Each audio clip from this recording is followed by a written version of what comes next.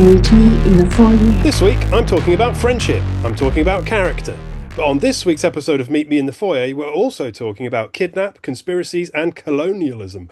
And joining us on our journey into the past and the present and prohibition is our pal, private investigator and prognosticator, chum, confidant, and consigliere, Linda Marrick. How are you doing, Linda? I'm very well, thank you. It's all very cheerful stuff, isn't it, this week? Yes, it is. It is. Some very serious films and some quite. I'm going to try and make it sound less not less serious, but less miserable. Really, I'll do my best. I'll do my best. And what is it that you're bringing to us this week? I will be reviewing the new Yorgos Lanthimos movie starring Emma Stone, Bugonia, and a fantastic, really big historical drama called Palestine 36, which I will talk about in more details after. Wonderful. Yeah. And of course, we'll bring you some news, a classic review or chat of mine, and what we'll start with, as we do now, is our box office top 10. So why don't we get straight into it? So let's do that. Let's do that. Meet me in the foyer. So the box office top 10 this week, as it stands, at number 10, Roofman, starring Channing Tatum, Kirsten Dunst, and Peter Dinklage. Which you have seen that one, haven't you? I've seen it. I'm surprised it's at number 10. Yes, it's dropped a little bit in its second week on release. Surprisingly small, actually, now I think about it, in the cast. But it's not a bad movie, actually. It's quite exciting, and it's based on a true story. So I'm surprised. Who knows? Who knows what's going on at the box office these days, yeah. God knows, yeah.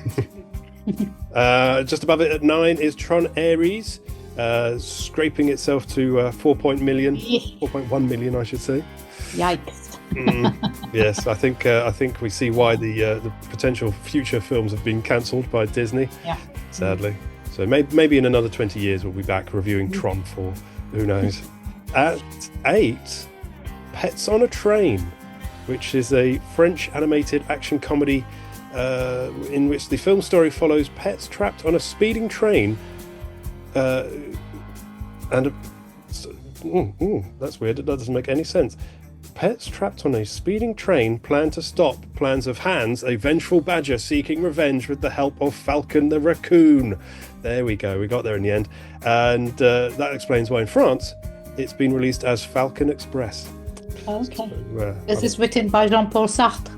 Sounds right, really serious. No, Descartes actually wrote this one. Descartes, we'll all be rushing to the box office to see this, no doubt. Just above that, One Battle After Another, the Paul Thomas Anderson film that Linda loves. Over 10 million now, so it's doing well and sticking around in the top 10. I must see it. I really must. You must. Oh, yeah, I absolutely must. And just above that, another excellent film, this time a British one. It's I Swear, which has actually made more money than Tron Ares, which shows how well that's doing, which is fabulous. Actually, one of the stars the star of I Swear is in one of our movies that we're reviewing today. He is indeed, yes. I did happen to watch the trailer for Palestine. I nearly gave it away. I watched the trailer for one of the films and noticed him in it, but before I blunder anymore, we'll move on to number 5, Black Phone 2. Second week on release, 2.3 million. I haven't seen it. I'm sorry. Oh. I haven't seen it. I saw the first one, which I really liked, but I haven't seen it. Sorry. Well, no surprises. I haven't seen it either, so we'll move on again to Gabby's Dollhouse, the movie. Second week, 3.2 million, and no, still not inclined to go and see that one. But I know I'd like to see it. I've not had time to do so. So unfortunately, I've just still sort of reviewing all of my London Film Festival movies. Yes, so I've not really had the chance to catch up on the stuff I've missed, or the week release stuff that I've missed. But hey ho. I think if I went to see that, I'd probably get even more strange looks than when I went to see the Muppet movie in the cinema. It was me and kids. That was it. I was the only person in there over about 6. So I love the Muppet movie. it was brilliant. I had a great time. And I was paying proper attention, unlike those kids who were running around. Anyway, they don't know what they're missing. At 3, I think you referred to this last week. It's Chainsaw Man, the movie. Reze Arc, I think that's pronounced. Japanese. I haven't seen it. I haven't seen it. Like, No. I've not even heard any sort of reviews. So I don't know. What's it saying? How much has it taken? Do you know what?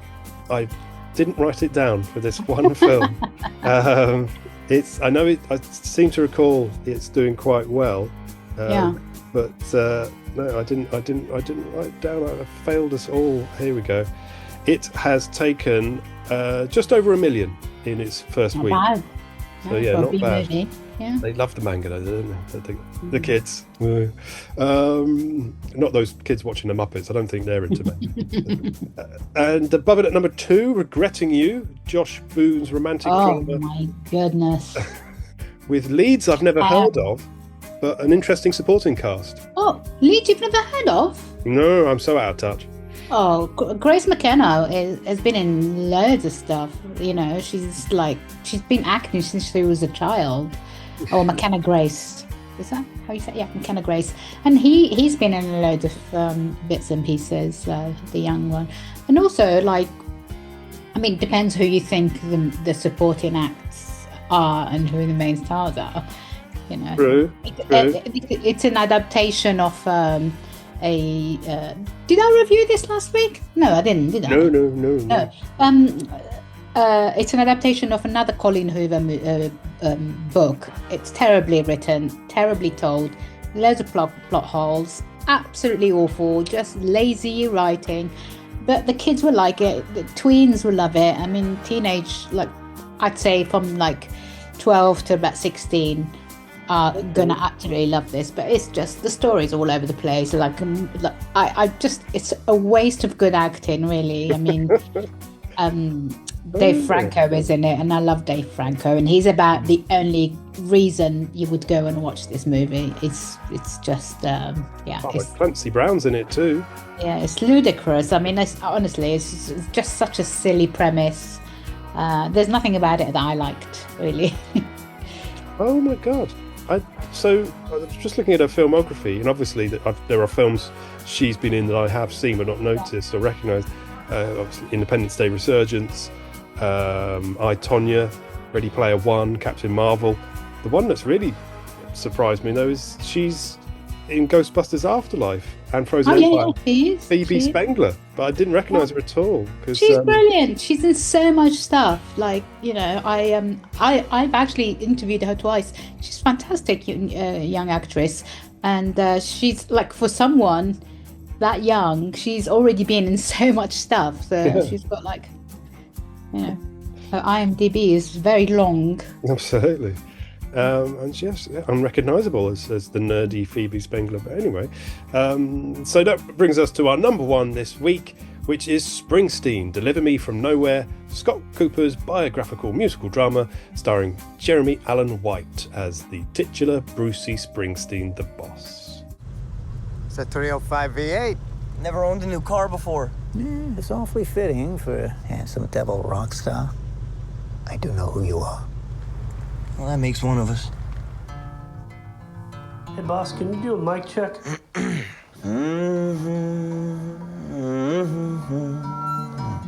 How's that sound? Looks about right. Don't need to be perfect. I want it to feel like I'm in the room by myself. Yeah. Let's try one. Here's what I want you to understand. This is not about either one of us. This is not about the charts. This is about Bruce Springsteen. And these are the songs that he wants to work on right now. I saw her standing on her front lawn, just a twirling her baton. I'm gonna tell you a little story. When Bruce was little, he had a hole in the floor of his bedroom. Me and her went for a floor that's supposed to be solid, that you're supposed to be able to stand on. Bruce, he didn't have that.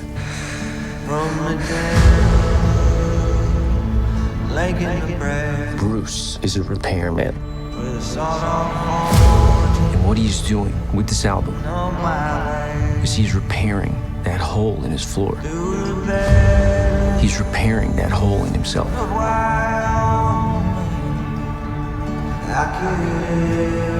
And once he's done that, he's gonna repair the entire world. Trying to find some real in all the noise.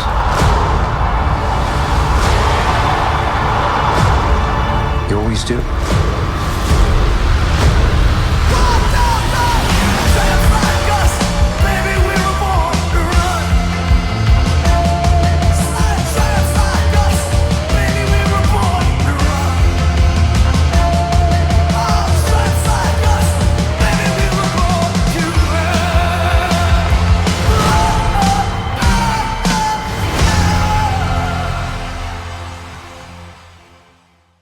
Gosh, I'm actually quite surprised it's number one. It's not a great movie, but obviously Springsteen is very popular and people want to go and see a film about his life, and he's also like lent his support to this production, and it's not been getting good reviews, but who cares about reviews? If people are going to see it, I've only heard the one review, and it was all right, I have to say. Yeah, most reviews I've seen, I haven't reviewed it, but most reviews I've seen have been quite sort of disparaging. But hey, fair enough. No, I mean, it doesn't appeal to me. I'm not a Springsteen fan at all, but it's been relentlessly marketed and pushed. So let's see. It could drop horrendously in the second week. It sounds like his Jeremy Allen White's performance is sort of quite highly rated. Oh, yeah. He's fantastic. It's just I think the tone of it, people have a problem with. Like I say, I'm not, yeah. Fair enough. So that's the box office top 10 as we stand, or sit, in my case, this week. Meet me in the foyer. Right, so let's go for our first review of the week. And I have a theory that Linda is going to review, well, I call her Linda, but dare I reveal her true name and rank as a member of the Andromedan royal family? I better not, or she'll have me killed. So let's just keep that between you and me. For now, let's play along with her diabolical plan to enslave you all with her informative film reviews. It's time to free the bees, so let's pass the mic over to Queen Bee herself, Linda Marek III, the critic, with her review of Yorgos Lanthimos' new absurdist black comedy, Bugonia. It all starts with something magnificent. A flower, then a honeybee. The workers gather pollen for the queen. Good morning, Coy. Good morning, Michelle. But the bees, they're dying. And that's the way they planned it. To make us the same as the bees. Let's go again. But it is not in control anymore. We are. Sometimes I give myself the creeps. Sometimes my mind plays tricks on me. It all keeps adding up. I think I'm looking up. They're my transparent. How can you tell she's an alien? Well, the signs are obvious.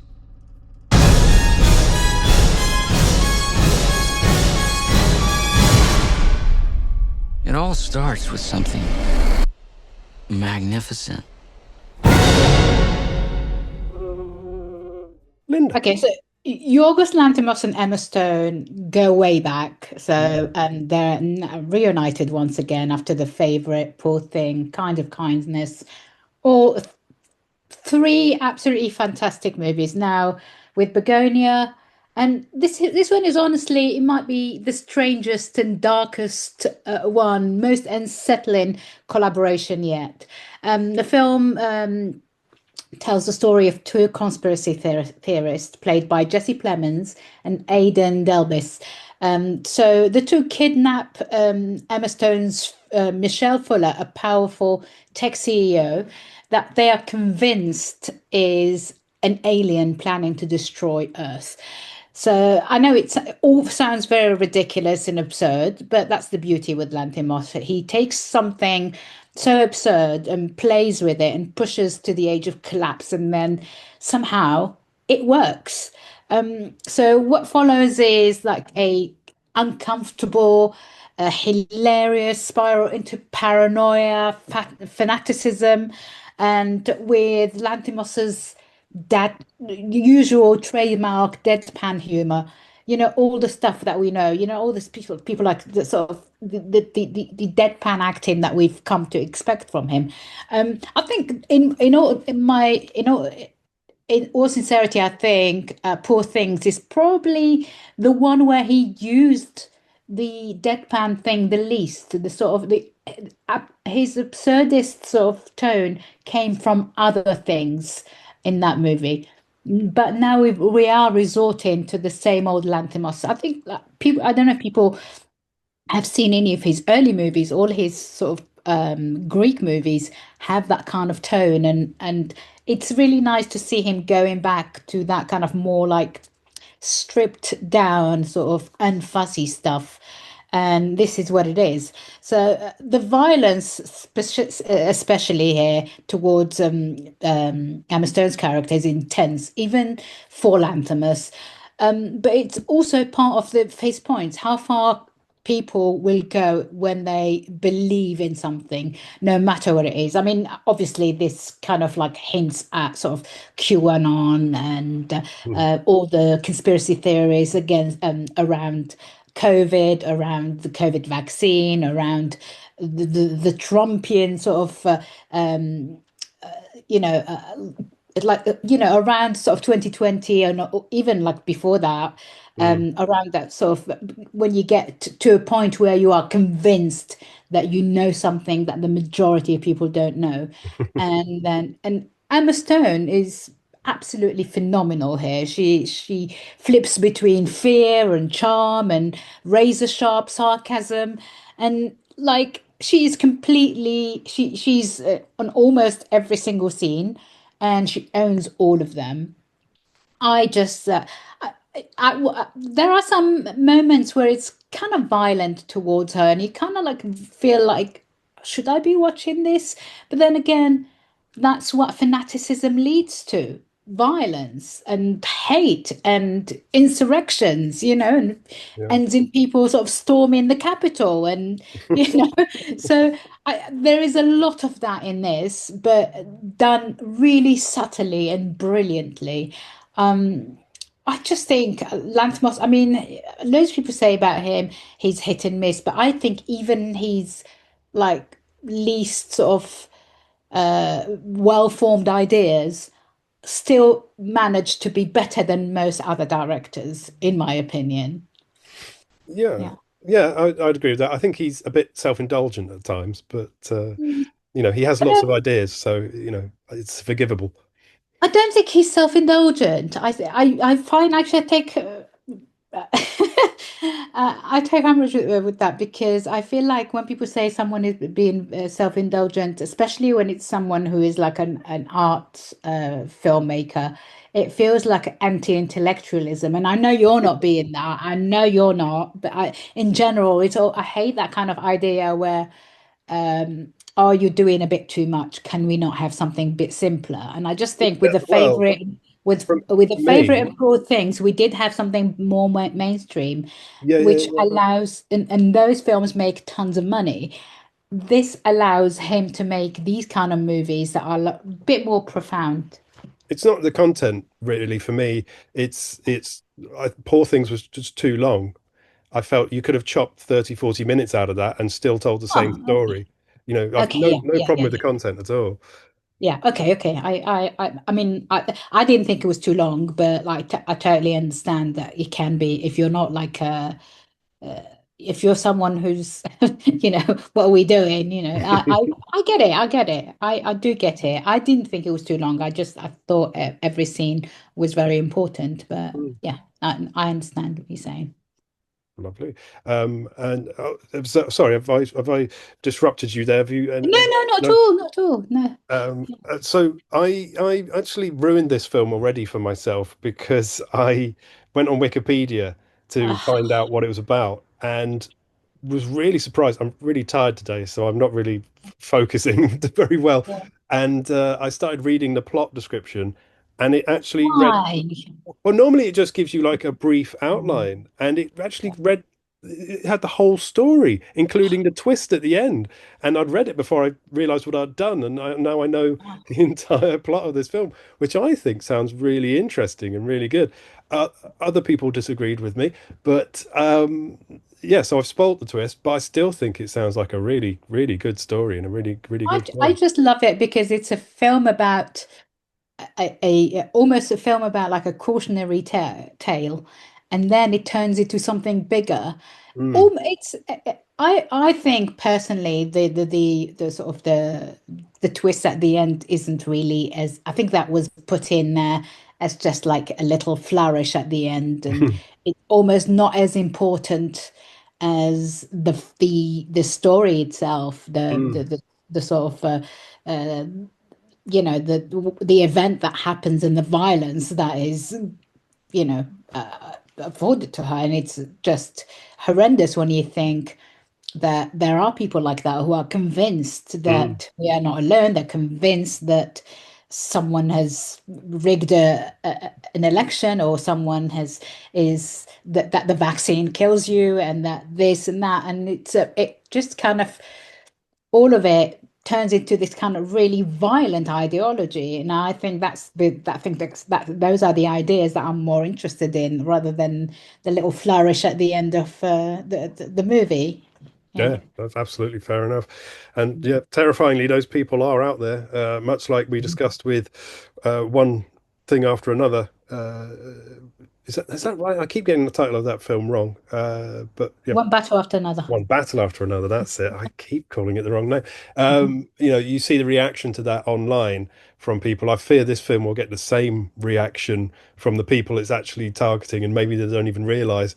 I remember I had a friend who I was speaking with one day years ago, and he suddenly started telling me about how 9/11 was a hoax.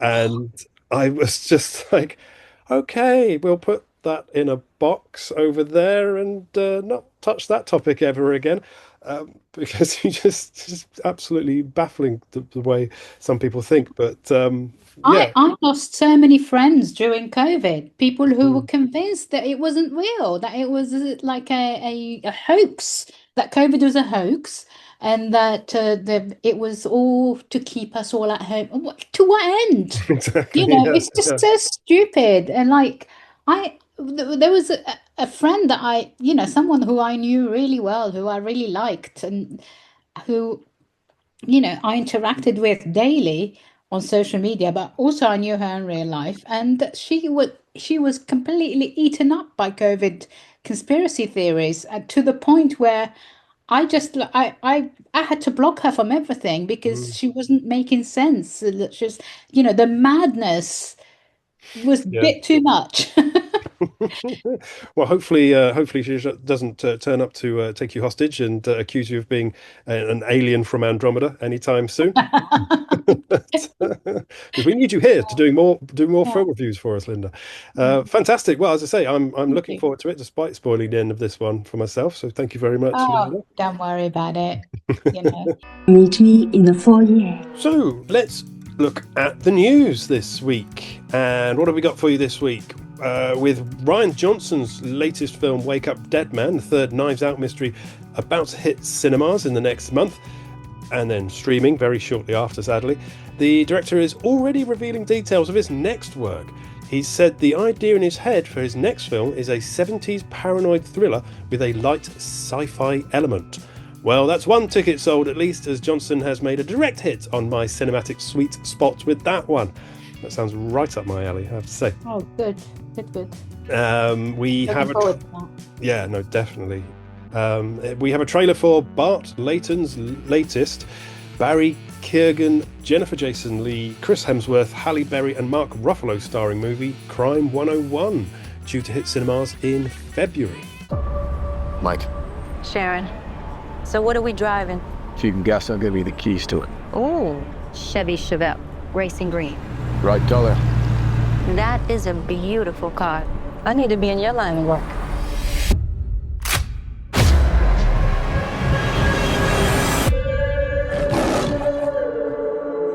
I'm real good at reading people.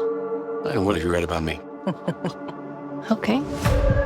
You look like a person who has secrets. You got the cars, the clothes, but you can't seem to look me in the eye. Start by handing me your phone. You're looking at robberies of jewels, money, or high-value items in the last 4 years. Now, remove every robbery where there was DNA left at the scene. I think all of these are the same guy, and he hits every time along the 101 freeway. I came here to make you a business proposition. I've worked at the same company for 11 years. You're a VP when you should be a partner. Those high-value items your company insures, I occasionally make them disappear, and no one gets hurt. I wouldn't die for an insurance company. Get in. There's water in the trunk. Here's a courier carrying watches and gems, and the buyer's paying cash. Looking at $11 million in one room, 3 of which I'll be taking. Doesn't matter how much money you make, it's never enough. I'll know when I have enough. How? He's planning something new, father. My dad always says you gotta break a few eggs. You tell him I see you again, you're bumped. As smart as that guy is, he can't help but form a pattern. I'm getting close. I know it. Sometimes will feel right. Nice car. You into cars? Yeah, I prefer the old American ones. I used to dream of having a Mustang when I was a kid. Like Steve McQueen. You ever see the Thomas Crown Affair? Well, he's a high-class thief in it. I like Bullet. All the chases.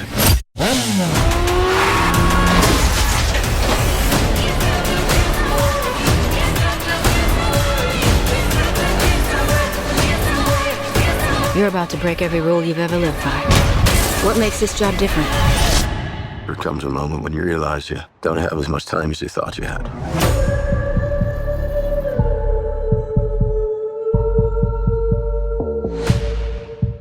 It's been officially confirmed that Mitchells vs. the Machines is getting a sequel that unfortunately appears to be continuing the increasingly pervasive presence of Netflix by being lined up for a streaming release rather than a theatrical one.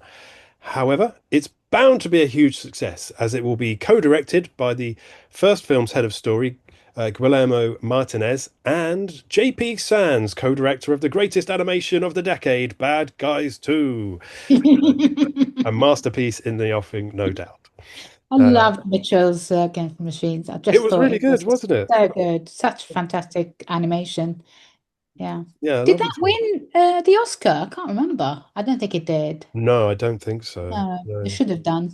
Oh, it was fabulous. Really good. That'll be worth a Google in a moment. We've got a trailer for Zootopia or Zootropolis 2 due to stampede into cinemas November 26th. Hudson Wild in pursuit of suspect. Back off, rookies! We got him. Rolling spikes! What are you doing? Sorry, could you show me that clip again? Wasn't wearing my glasses.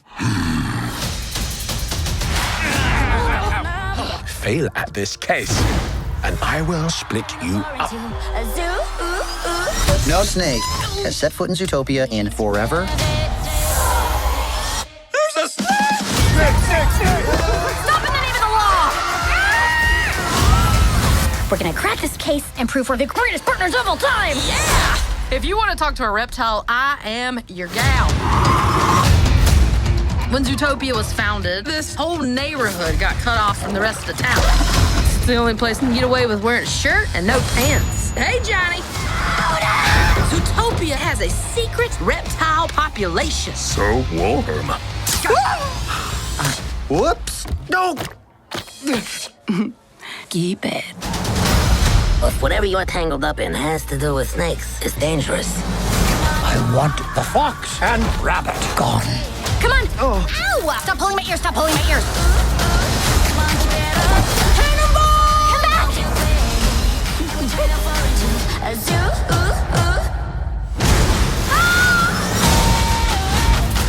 Snakes aren't the bad guys. This is our chance to set things right. No one will believe us. They're helping the snake! We took an oath to make the world a better place, and an innocent snake needs our help. Here we go! Judy! Big!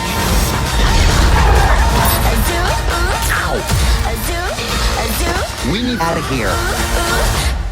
Hey, Flash, 100-yard dash. We need to get across town. No problem. Disney's Zootopia 2. In theaters November 26th. Tickets available now. Another one which I actually quite enjoyed. Pretty good first film, I have to say. Not groundbreaking, but that's a rarity, I think, amongst kids' animations.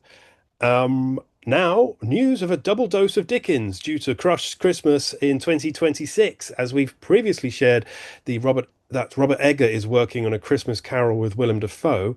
Now the news is that Ty West is set to direct a new interpretation too, with Johnny Depp and Andrea Riseborough set to star. But, let's deal with this Christmas first and worry about Christmas 2026 in a little bit. Why don't we do that? I mean, I'm not even thinking about this year's Christmas yet, God no. And a roundup of casting news. Michael B. Jordan and Austin Butler are being lined up to star in Joseph Kosinski's Miami Vice reboot. Now, I mean, that's a reboot that no one needs, let's be honest. Oh, are you going to disagree? I think I tell you who would have worked better. I love Austin Butler, and I think he's a fantastic actor. I think I would have liked to see Glenn Powell there instead. Okay, interesting. I would definitely prefer to see any film with Austin Butler to Glenn Powell. But No, I think you might be that's right. not what I meant. Glenn Powell's got more comedic flair. Okay. Austin Butler is a very serious actor. Yeah. But I'm actually paying him a compliment by saying that. Oh, okay. I think this is more fluffier than like Butler. I think Butler deserves better. And I don't know. I mean, he's not had like lots of success since Elvis. Everything he's been in hasn't really. I mean, he's been in some really good movies, but they've not done very well. So. Yeah, I've seen comments recently that he's sort of overexposed a bit, and I kind of agree. If he's getting linked with everything, Heat 2, this Miami Vice reboot, and I feel like Michael B. Jordan is a bit too serious for the role as well. Actually, now you mentioned. Well, he's been in like some really sort of mainstream blockbusters, so. And I think it's more understandable for Michael B. Jordan to be in that. Austin Butler was in a Oscar-nominated movie, and so there's talk of him winning an Oscar, constantly. So I don't see him starring in this. It's not because I don't like a bit of comedy. It's just because I think there are better screenplays for him out there. Is the Oscar-nominated movie you're referring to Dune 2? No, Elvis. Oh, okay. So he's been in 2 Oscar-nominated movies. Yeah. Okay, fair enough. Because I was going to say, I'm not sure that Dune 2 really warranted that Oscar nomination, but that's a different story. And Josh Hartnett is set to star in Tommy Wickola's new action thriller, All Day and All Night. But perhaps the most intriguing news for me personally is that the Once Upon a Time sequel, written by Tarantino and directed by David Fincher, will see the director reunite with collaborator Brad Pitt for the first time since 2008. The Curious Case of Benjamin Button, having previously worked together on Seven and Fight Club. The film, titled The Adventures of Cliff Booth, is being lined up for a cinematic as well as streaming release next summer. which seems only right. And when I announced that ages ago that was happening, I wasn't quite sure about doing a sequel and Fincher taking over, but the time passes, I'm getting more and more excited about that, I have to say. Definitely looking forward to that. And so that's the news for this week. Meet me in the foyer. Right, so let's let Linda loose to bring us her second review of the week, a historical drama written and directed by Annemarie Jacir, Palestine 36, a historical and sadly prescient tale of Britain's role in Palestine's past and present. هنا صوت القدس. This is Jerusalem calling. شو في بالقدس بتضلك رايح جاي؟ بدي شغل يا زلمه. كل يوم قاعدين نخسر في أرض، في فلاحين طروهم من أراضيهم. وليش أجوا يعيشوا هون؟ بلادهم بدهاش إياهم. Thomas Hopkins, Private Secretary to the High Commissioner. Yusuf Bisawi. Is it the right of the English to distribute the land as they like? Land registration will protect you. بيجهزوا الأرض لكمبانية جديدة جنب الأراضي بالضبط. We are asking for your help in protecting our villages. I ask you all to have faith. We can create a united and peaceful Holy Land. يا اخوان البلاد عمالها بتضيع من بين ايديك، ما هو يا بنوقف وقفة رجال يا بنوقف نتفرج. يا خبيز يا رصاص. عاشت الثورة! We are looking for armed bandits who've been disturbing the settlers. This is my little brother. He hasn't done anything. I advise that the best solution to terrorism is to build a wall. I cannot, in good conscience, sit here and become complicit in this. What about your so-called freedom of expression? That is nothing compared to what's coming. We're at the crossroads of a major moment in time. Perhaps you should consider which side of history you want to be on. أول مرة بحياتي خايفة أموت.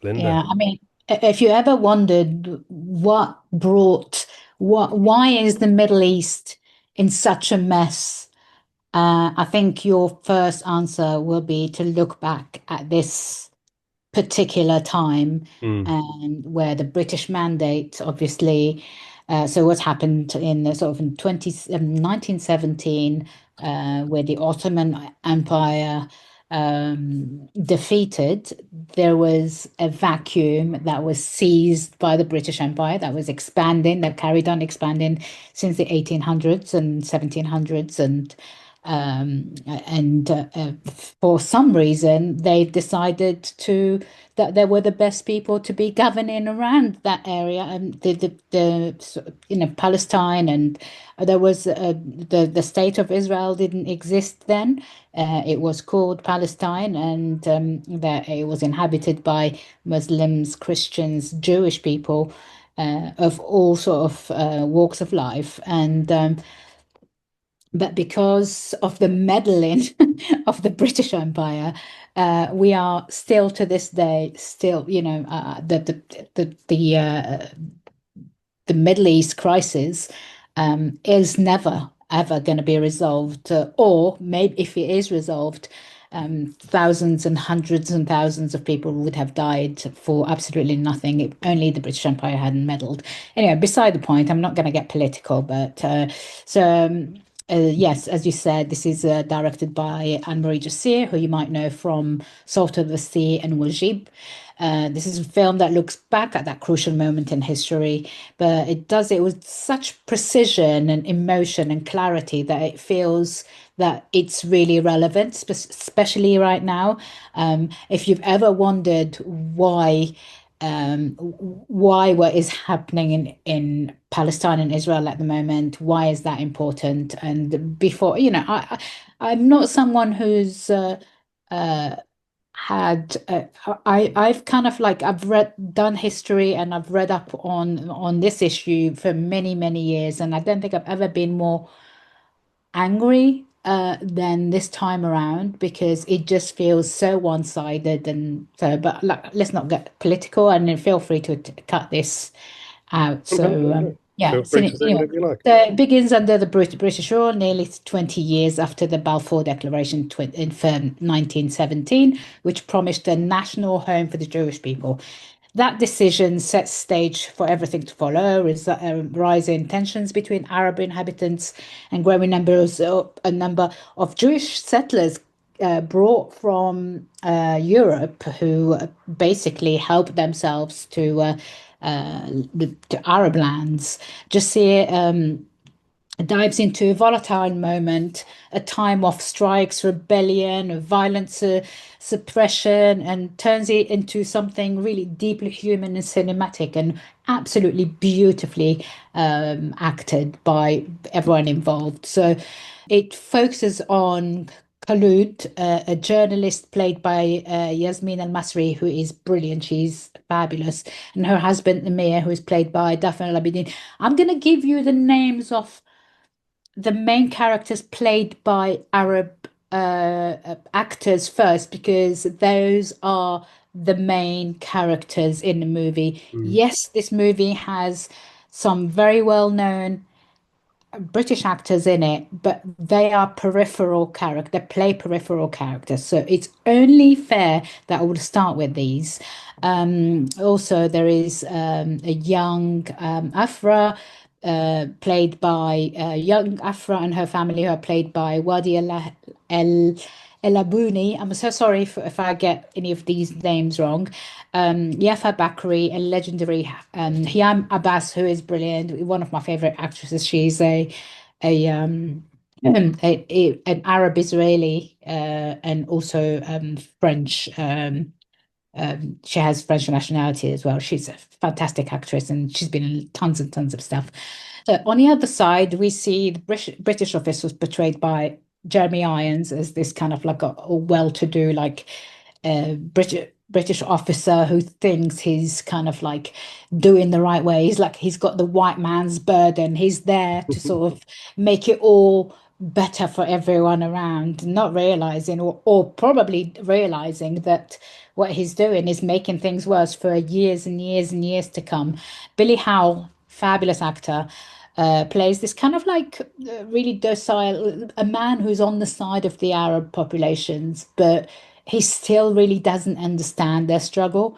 Robert Aramayo, who we saw in I Swear, playing the main character in fabulous I Swear, plays a really horrible character here. This kind of really evil army officer who, you know, he's who basically rules with an iron fist and hates and imprisons before asking questions. So Jacir's direction is just faultless. This movie has been selected by Palestine to represent them in the Oscars for next year, and you can see why. It's just so well done. It's so beautifully filmed. It's just, the acting is fabulous, and getting such a like huge caliber of British actors in it. And I've only given you 3 names there, but there are more people, really well-known actors. Yeah, so as I say, it is a film that knows exactly what it's doing. It's come out at the right, I mean, apparently they were filming this, and when October 7 happened, and imagine making this film, a really historical film about something that is very current, and then being met with what happened in the Middle East at the same time, and you know, the awful stuff that happened on October 7, and then the awful stuff that happened after that, with the destruction of Gaza and the killing of hundreds of thousands of people, including babies and children and women and journalists trying to do their jobs. It's like, you know, but when you are making it's almost as if you don't know whether you should carry on making this movie or not. And I think that the producers and the director and the writers must have had a few moments hairy moments there where it's like, are we doing the right thing, carrying on this and while all this is happening? But I don't think this could have come at a better time. It's a movie that also shows there is such a thing as an Arab cinema and a flourishing Arab cinema with such talented people in it and fantastic actors and I love this movie. I think it's not perfect.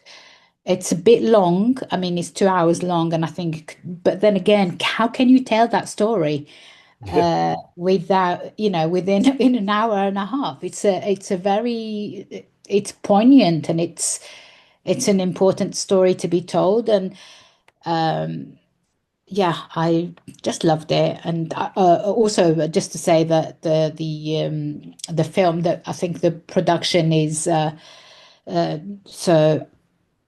You've got loads of like Helen Lovato, cinematographer. Tim Fleming also helps with cinematography, edited by Tanya Redding. I mean, this is like loads of sort of countries. BBC Film also has production into this. It's got money from BBC Film, from BFI, from Doha Film Institute, from Watermelon Pictures. That is a production company that specializes in releasing Middle Eastern films. It's been distributed in UK by Curzon Film, who are doing a fantastic job with it. That's it. That's all I have to say on the matter. I mean, go and see it, and if it might change, even if you are not convinced about whose side you're on, and it's not a football match. It's not about whose side you're on, but it is. If you didn't know the story behind what's happening in the Middle East, this is the best way of finding out. Interesting. Is it, so would you say it was very, very balanced? It's sort of fair to both sides, or is it quite? How can it be fair to both sides if I mean, it's just telling the story of what happened. These people were living peacefully on their land, and then the British came along and gave their land to someone else. So I don't think there should be a question of being. I think both sides in this is really not the right thing to do, because there is, as I said before, there were if you thought about the populations that were living in that region before that, were Arab Muslims, Arab Christians, and Arab Jews. There is such a thing as Arab Jews, and there are Arab Jews in Iraq, in Syria, and all over the Middle East. And then the problem happened when the British got involved, and I think if the British hadn't got involved, the Middle East would be fine. But Arabs and Jews would be living together in harmony like they did for thousands of years before that, and nothing was lost. There was a mixture of there were friendships between people, and I think when anyway, I don't really want to get to, like, I know what you're asking, and I think it's really important to say whether it's one-sided or not. I didn't feel like it was one-sided, because you are telling a story that is straightforward. But that's just my opinion, and if anyone disagrees, it's a thorny subject. It's not, Absolutely. Yeah. So a less controversial question then. How does it deal with the language? Because it's in Arabic and English, isn't it? Yeah. So some of the Arab characters speak both languages to the British, and then there are characters who speak Hebrew only, characters who only speak English, and then the language of the Arabic dialogue, there is subtitles for it. So okay, interesting. No, I mean, it does sound fascinating. It's a topic I'm hugely ignorant on, and I feel like this would be a good starting point for expanding my knowledge. Most people are, to be honest with you, Yeah, I mean, it's such a complicated issue now, not then, that now, I guess that's where my previous question came out of, because now it feels difficult to be entirely one side or the other, because there are always two points of view. I know there are terrible things happening, but in terms of the justifications that they would give, there are always multiple points of view. So it's difficult to sort of unravel it and try and understand what's going on. Whereas this, of course, being a historical film set back at the insurgent, the moment of genesis of this issue, it's more clear. It's easy to say it doesn't take the side of anyone, but the main villain here is the British Empire. So it doesn't really, that's what I liked about it, and it doesn't really, obviously it presents the settlers also as the invaders, and that's fair, because these people have lived on those lands for hundreds and hundreds of years, and overnight they've been told you've got to move, because these people have arrived from Europe and they've got nowhere to go. So, but still, I still maintain that it's not a film that demonizes any of the three religions or any of the three people of the region. Actually tries to unite people in one way, but the one common denominator and the one villainous figure here is the British Empire, and that is the way it should be. I am aware that I'm putting myself in a precarious position by offering opinions on this, and that's fine, and I'm happy to sort of fend off any kind of insults of people who want to throw at me. At the same time, I just feel like if you don't stand for anything, if you don't stand for something like this, you don't stand for anything else. And I'm someone who was brought up to believe, to think that it was all very one-sided, and I, having taught myself through this and educated myself better, I feel like it's not fair to not tell the truth, and I'm just telling the truth. Yeah. No, absolutely, and that's what we're here for, and we entirely support that view. Absolutely, no problem with that at all. Well, thank you very much, Linda. That's a fascinating review and film, and definitely going to be added to my watch list. Meet me in the foyer. Right, so we'll move now from that story of warring sides to another tale of warring sides, but less political and heartbreaking, perhaps, as we move into Jawa's classic movie moment. And this week we have possibly the first film I saw by a creative partnership that would dominate the indie, imaginative and cult side of cinema in the 90s and early 2000s, even if their films didn't make as much money as perhaps they deserved. Quite rightly critical darlings and beloved by film fans, a team whose films I often think are a useful test of a person's judgment and taste, because if they don't like the works of these filmmakers, I know we aren't likely to be friends. This week, I'll be taking a walk to Miller's Crossing, so grab your hat and join me in looking back at a tale of gangland rivalries in late 1920s Prohibition America from the Coen brothers. From the makers of Blood Simple and Raising Arizona, a world where nothing is what it seems to be. Leo, is he still the boss? The day I back down from a fight, Casper's welcome to the rackets, this town, and my place at the table. Casper, can he muscle in? I'm sick of taking a strap from you, Leo. And I'm sick of the high hat. Tom, would he sell out a friend? You shouldn't be confronting Jenny, Casper. That's what I've been trying to tell you. I can still trade body blows with any man in this town. Except you, Tom. And Verna. Verna, is she Leo's girl? What did you tell Leo? I told him you were a tramp and he should dump you. I want everybody to be friends. You, me, Leo, the Dane. You know who I am? The Dane. Has he got it figured? You dumping Leo for the guy who put a bullet in your brother? Bernie, will he turn the tables? Don't smart me. I want to watch you squirm. I want to see you sweat a little. All you gotta do to show you're a friend is give me Bernie Burn Bum. Tommy, you can't do this. You don't bump guys. It's not right, Tom. I can't do it. Two of us have faced worse odds. Never without reason. I thought you said you didn't care about Leo. I said we were through. It's not the same thing. I'm talking about friendship. I'm talking about character. I'm talking about ethics.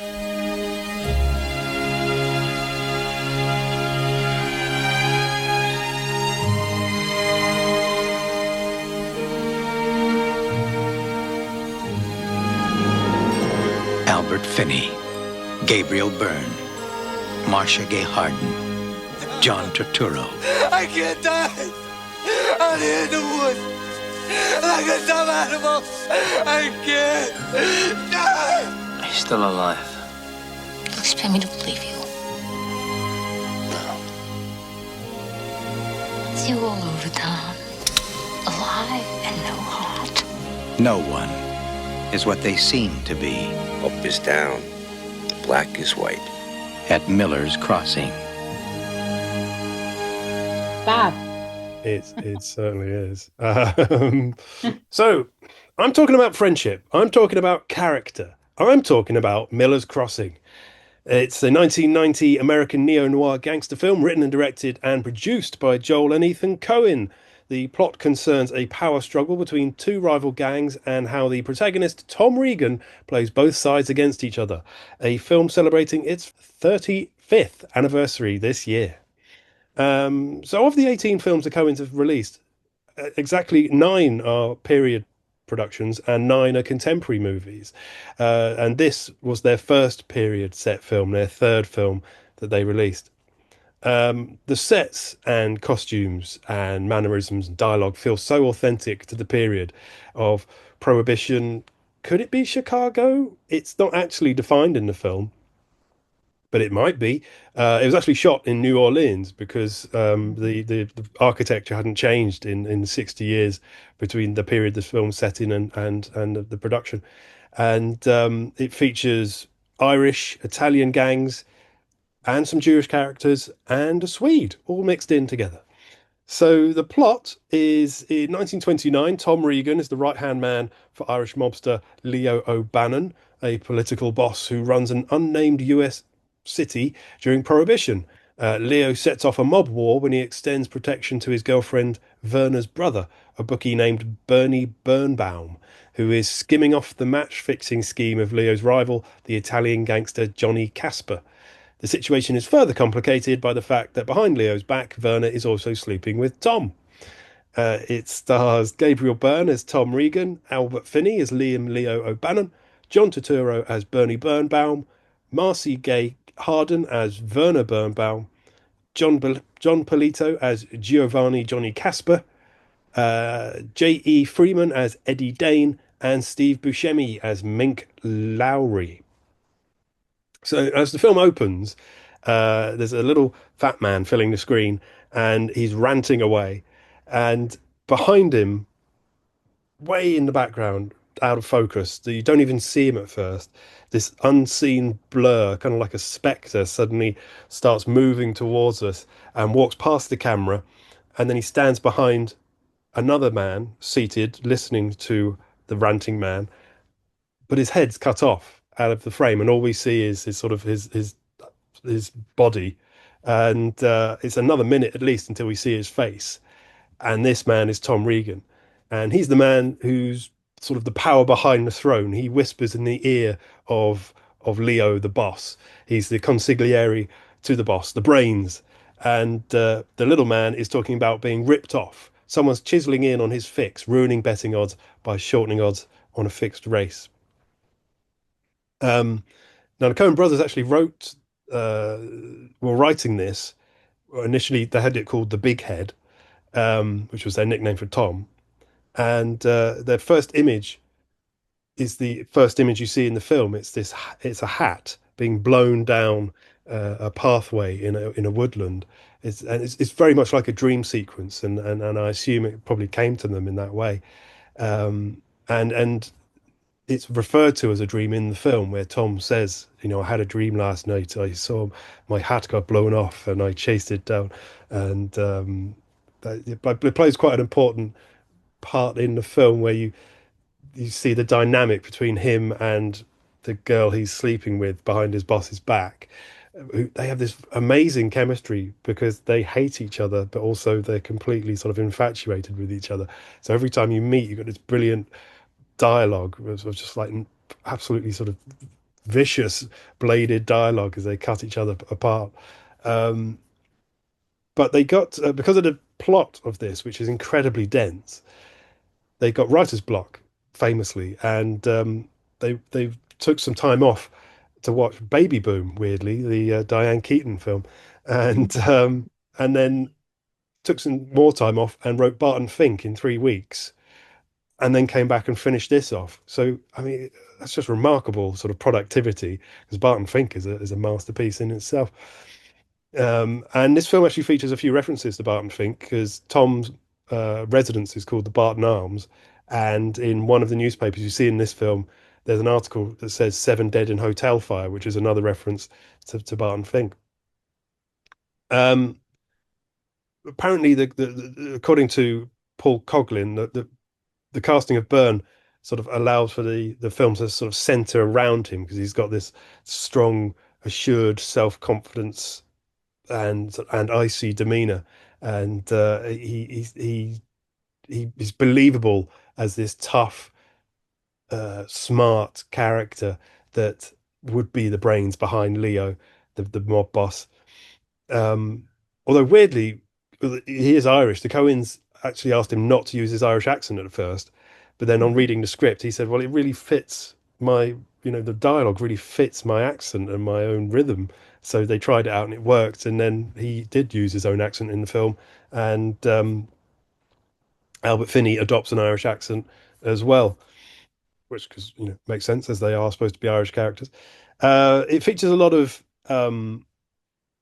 Coen cast family and friends in minor roles, because Sam Raimi's got a cameo in it, and Frances McDormand's got a small role in it, although she's uncredited. And actually, the role of the Swede, the Casper's right-hand man, was written for Peter Stormare, who would eventually go on to appear in Fargo and The Big Lebowski. And in actual fact, Finney wasn't the original casting for Leo. They were going to cast Trey Wilson, who had played Nathan Arizona in Raising Arizona, but he unfortunately died just before they started shooting, so they cast Finney very late on, which you wouldn't tell at all from his performance. He's so good. He plays this sort of dangerous man who can flip from calm, placid demeanor to absolutely raging, psychotic, and also has this sort of real naivety about him. He's sort of got this childlike innocence, and it's just why he gets played so easily throughout the film. It's a really, really great performance. And of course, the brilliant Steve Buscemi, who would appear in numerous Coen Brothers films, appearing as Mink, who apparently got cast because he could speak faster than anybody else in the cast.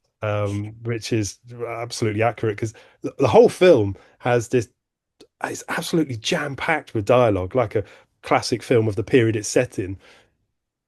And so everyone's talking a million miles an hour, but Buscemi appears on about 18 minutes, and he just talks like a machine gun. It's absolutely rattling off the dialogue. You have to kind of tune your ear to them talking. Yeah, there's some critics have said that the opening scene where you see Johnny Casper talking to Leo is a sort of nod to the opening of The Godfather, which I could see actually, with the two characters. He's sort of pleading with Leo to allow him to deal with John Turturro's character, and the whole problem stems from Leo defending Turturro rather than allowing him to be dealt with, because he has been cheating Casper. It takes huge influence from Dashiell Hammett, particularly his novels The Glass Key and Red Harvest, with characters, plot elements, and of course period and tone being lifted almost wholesale from the books. And others have said that the end of this film makes a sort of reference to The Third Man, the fantastic Orson Welles film, which I hadn't even occurred to me previously, but I could see that. I'm not sure if that is deliberate, but I could certainly see that. And then the film itself is sort of paid homage to in The Sopranos, in the brilliant episode The Pine Barrens, which is just absolutely one of the best episodes of television ever made.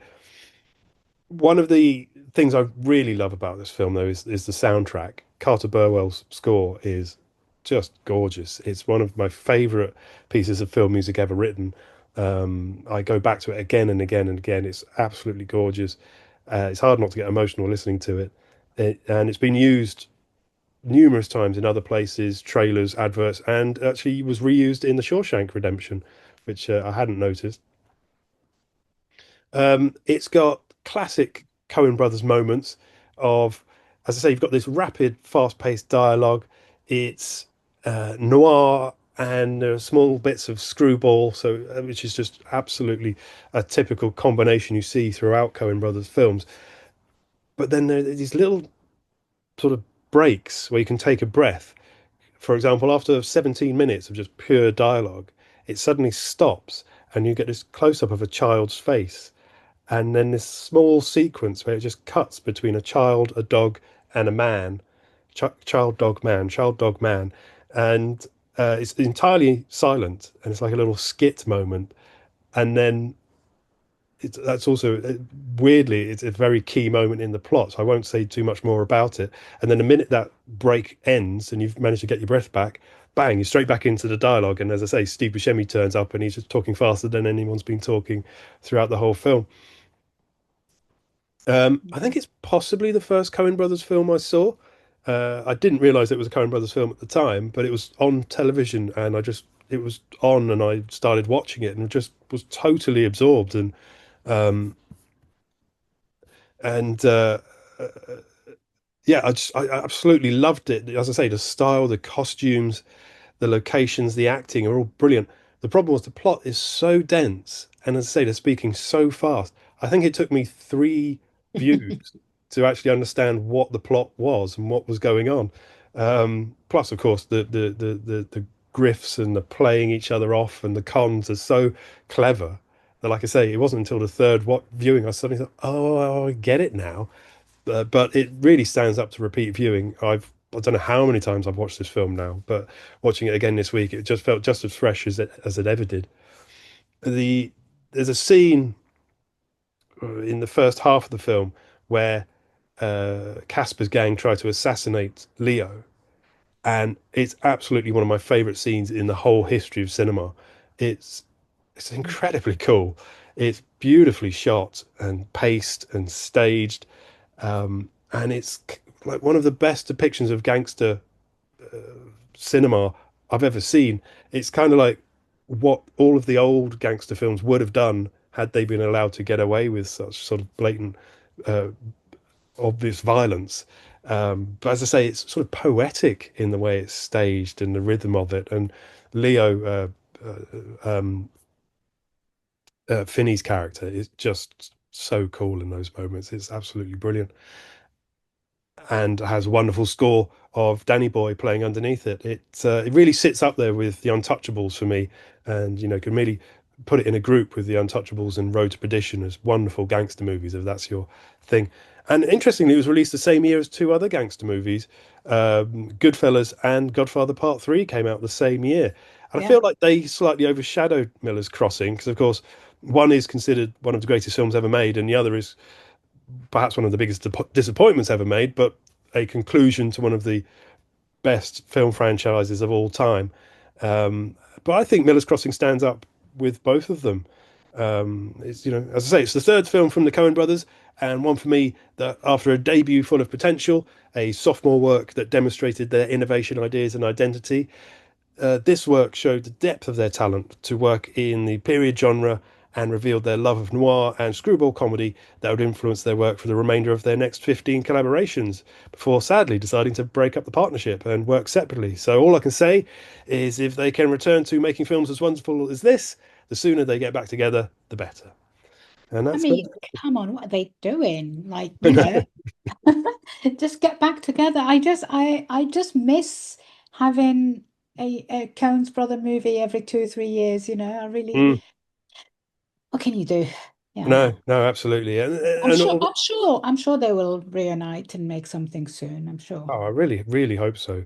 And although it felt like the last few didn't get the love that earlier films have got, if you rewatch them, there's nothing wrong with any of their films. They're all No, absolutely fabulous, fabulous works. Inside Llewyn Davis is such a good movie, you know? Yes, wonderful film. Fabulous movie.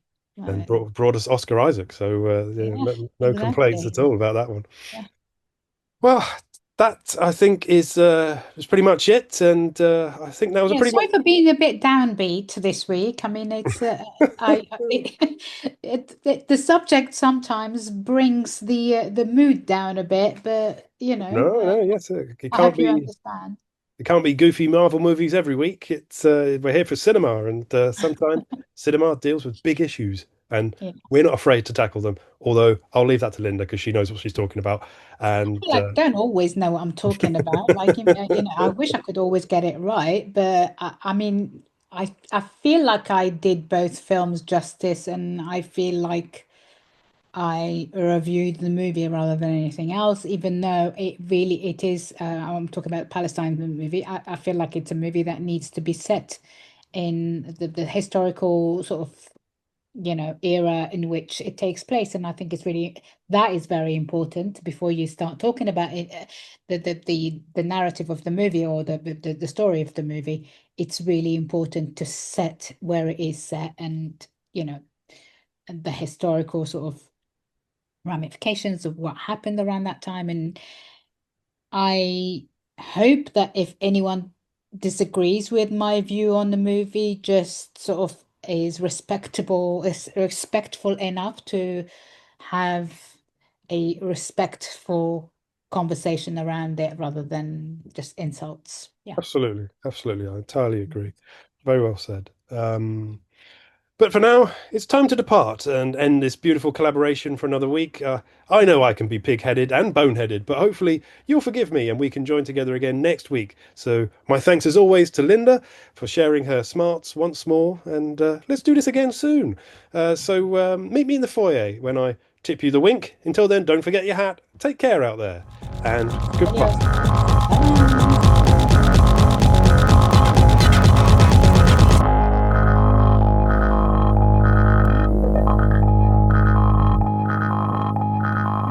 Meet me in the foyer.